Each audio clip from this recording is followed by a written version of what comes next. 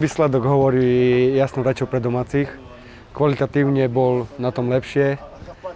Vedeli sme, do čoho ideme, super bol kvalitný. Chceli sme eliminovať jeho silnejšie stránky. Prvý počas bohužiaľ sa nám to nepodarilo. V druhom počase sme hru vyrovnali. Snažili sme sa aj my trošku kombinačnou hrou vyrovnať superovi.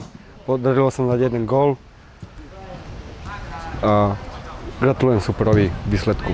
Majstrovský zápas so Sninou bol našim prvým vrcholom tohto týždenného mikrocyklu. V nedeľu nás čaká Trebišov, čiže sú to 3 zápasy za 7 dní. Chalani do zápasu vstúpili nabudení a myslím si, že v dobrom tempe a som veľmi rád, že veci, ktoré im prizvukujeme, sa začínajú po tých pár týždňoch prejavovať. Sú to najmä detaily, ktoré rozhodujú o veciach, ktoré od nich chceme. V podstate zápas sa vyvíjal v náš prospech gólovo,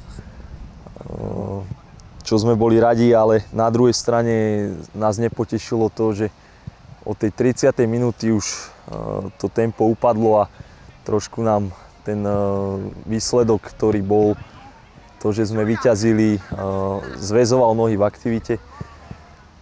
Následne sme naskočili do druhého polčasu opäť nabudení z kabiny, ale nemôžem si pomôcť, ale mali sme pocit, že zase to tempo s tým výsledkom upadalo a upadalo. Možno nás môže mrzieť ešte zo pár nepremenených šancí, na ktoré ich musíme bazírovať, ak chceme zvládať ťažšie zápasy s náročnejšími supermi.